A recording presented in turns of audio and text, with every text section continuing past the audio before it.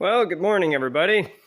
So, figured I'd give you a little shop walk around a minute and introduce you to the next project. It'll probably be its own video, but I just kind of wanted to show you where we're at, what we're up to. So, we've done some rearranging, and I'm re-gearing a lot of what I've done. So, first thing you might notice is this toolbox. If you've seen any of the videos from my mobile work, you've probably seen this has been in my truck for the last, I don't know, 6-7 years anyway. And excuse the throat clearing. I'm trying to get over a cold. But anyways, so I have decided that my being primarily a mobile service guy days are pretty well over. So it was a bittersweet moment when I unchocked the wheels and took out the blocks that I had in here and rolled this thing into the shop. And it basically boiled down to it being me sick of going out to the truck, emptying tools out of here and bringing them into the shop, and then having to turn right around and take them back. But I'm out on the road maybe twice a month now, and I thought, you know what, it's time to bring her in. So rolled it in. I had an old hunk of countertop, cut that and put on top of it. And then these are two different Kennedys. I picked that one up at an estate sale, and I picked this one up from a retired friend of mine. Both of them had a miscellaneous selection of tools in them, and I'm rearranging it all, trying to get all the mechanics type tools in the bottom, some machine shop tooling in the top. But my real goal is I've had this Kennedy for a long time, and it's full of my junk mechanics tools right now. That's what I've been working out of in the shop. We're going to clean that thing off, empty it out, and hopefully get all the stuff that's in boxes and shelves in my office, all the micrometer, caliper, bore gauge, that kind of stuff, and hopefully have enough room between these two and that one to get it all inside, or all in some of these toolboxes.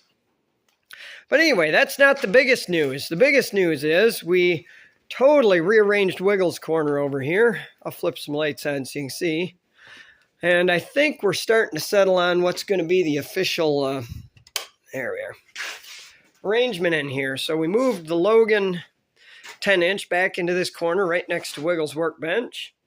And then the Monarch 10EE is still sitting on a cart, and that's because we're still working on it.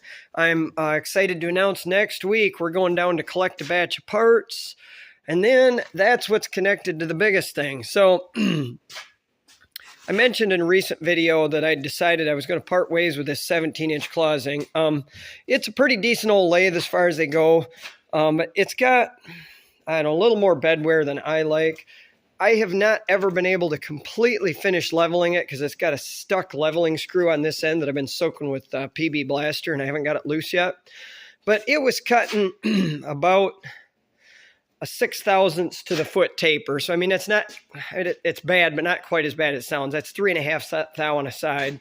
And at any rate, and I've just realized that its capabilities are too close to the Legend Shipley. The only real advantage it had was the bigger through hole in the headstock.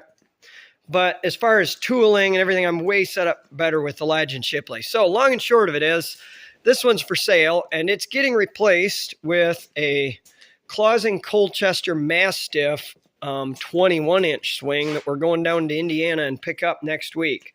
That one, I believe, is 120 inches between centers. So substantial improvement. I shouldn't say improvement, but it doesn't overlap with this one's capabilities near as much as this 17. It's got a 3.5-inch hole through the headstock versus this one having a 3-inch and then way more center distance.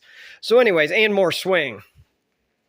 So if any of you would like a project, I mean, I say project, this one fires up, it runs, it cuts. Bump me in the comments, or I'll put my email address in the description of this video. If you know anybody that's looking for one of these, I've got this for sale right now for $4,100, which is not a lot more than what I've got in it, unfortunately. Matter of fact, I'm sure I'm losing money if I spend any time keeping track of the time we've spent cleaning and polishing on this thing. But you see right now it's a glorified workbench. We've got the skillet. We cook breakfast here on Wednesday mornings on top of the wood stove. But anyway, so $4,100, which as far as I can tell is about half of what one of these is normally bringing. I've got this tool post with it, which somebody had started modifying and had drilled and tapped out the stud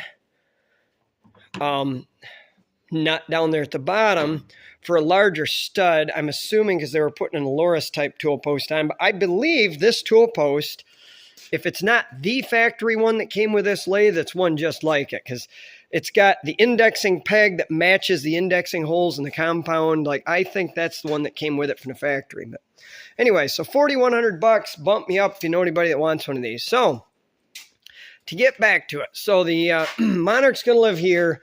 I think the 21-inch closing, I hope, is going to go where this one's at. The big issue I've got is it's long enough that I'm going to have to commit a mortal sin, and it's going to have to cross this joint in the concrete. I'm not very happy about that, but I just don't have anywhere around here other than against that back wall that I can see that I could put it without spanning joints in the concrete, and I really prefer to leave my radial drill right where it's sitting at, but we'll see.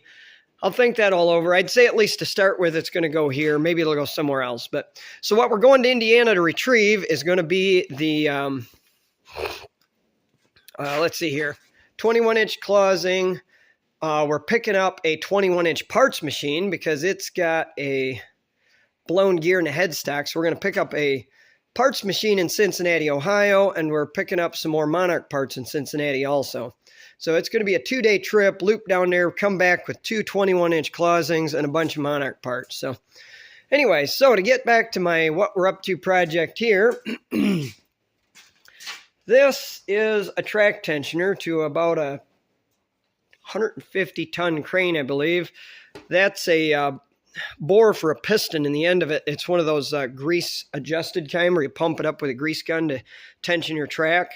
And she's all pitted up. We got to bore it out and sleeve it. So I'll shoot some video when I get started on that. But anyways, we're making progress on slowly getting the shop shuffled around to the way that I want it. And I'll bring you guys back when we get started on that tensioner project.